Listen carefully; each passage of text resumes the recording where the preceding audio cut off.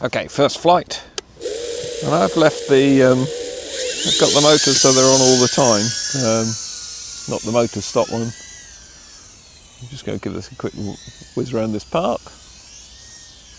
So this is in stabilised. It's a nice flyer. I'm not sure about the, I can't seem to get the, there's a little bit of wobble that appears. I just sort of noticed it just as I came out. There we go. I'm not too sure exactly what that is, but it's it's there. So that's us into horizon. So we can do flips and rolls and things. Actually, that recovered pretty well for this sort of thing. I don't really do horizon that much. It's still got that little bit of wobble. Whoa! Oh, it's so dark here today. As you can see, no kids in the park at all. And that's us into air mode. Actually, a nice flyer in air. I have had some of the whoops that I really don't like flying in air, but this is actually really nice.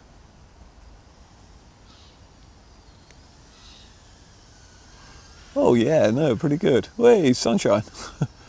Well, I think that's what it is. I don't really think I've seen that ball in the air before. Not in the Highlands of Scotland very often. Whoa! Good recovery there. Oh, you can see all the muck on there. Guys, my goggles are misting up because it's so cold.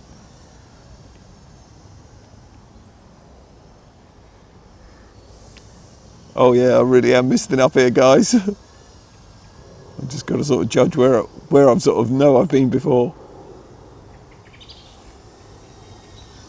Actually, it's the first time I managed to get into this park when there's nobody around, so it's pretty good.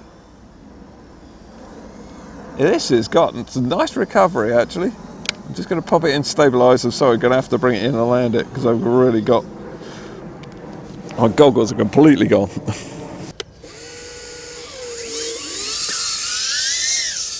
I've still got a little bit of power left.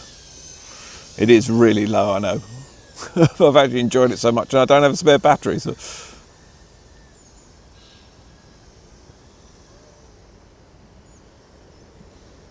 Oops, I thought I mucked that up, but that was just the battery exhausted.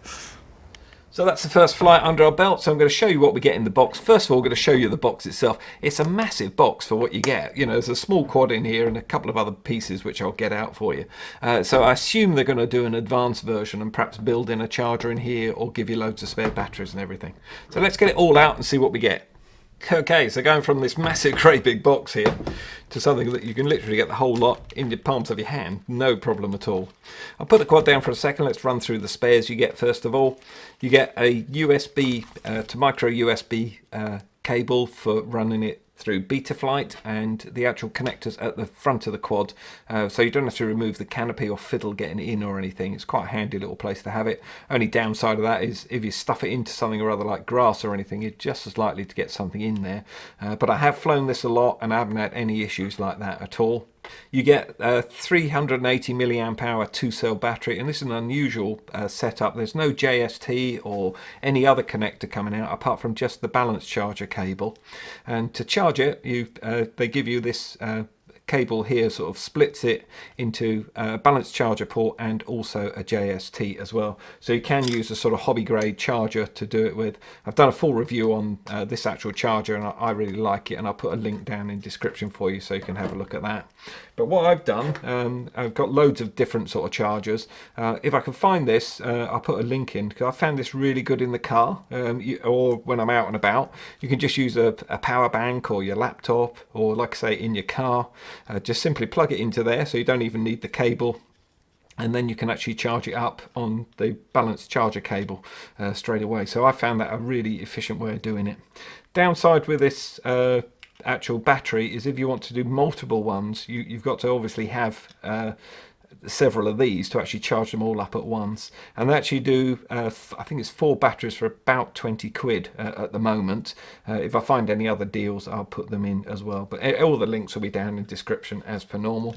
And it just connects obviously using the balance charger cable there, and all they've done is just taken the 2 outside ones, so it's receiving the full charge of the battery, the full 2 cells, sorry.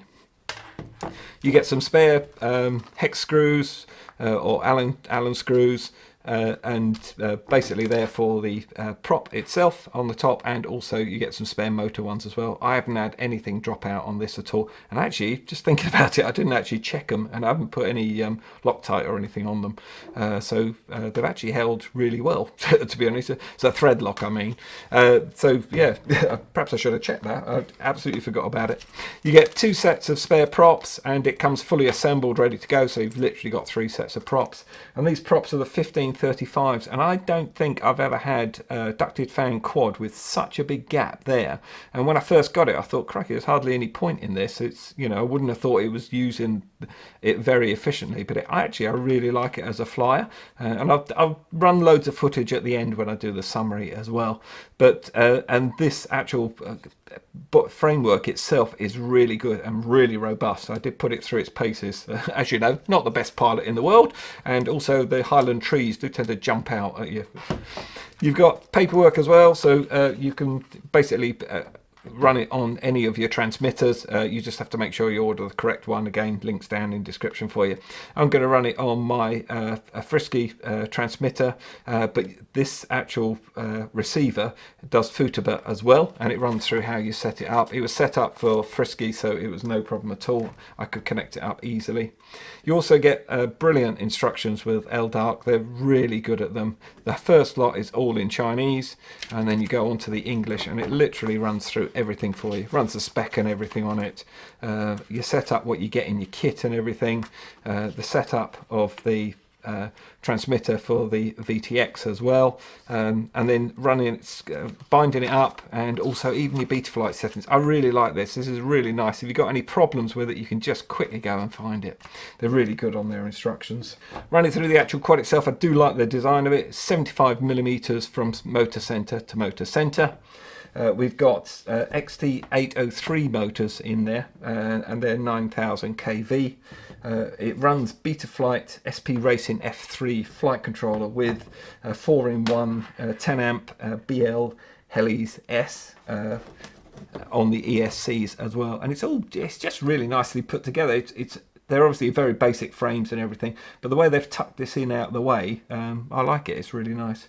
To bind it, you do need to get in. I don't expect I can even get it in with my finger, just into there to actually bind it to the transmitter for this one. It's got an 800 TVL camera, 150 degrees field of view, and it's an NTSC. And the VTX is an unusual setup. It's called the Q25. It's got its own sort of unique, weird OSD on it, and it's 25 milliwatts, and then it's 16 channel. When I say weird, you can't actually change it in BetaFlight, so I'm not really that bothered about it because it hasn't got anything on there that I don't particularly like.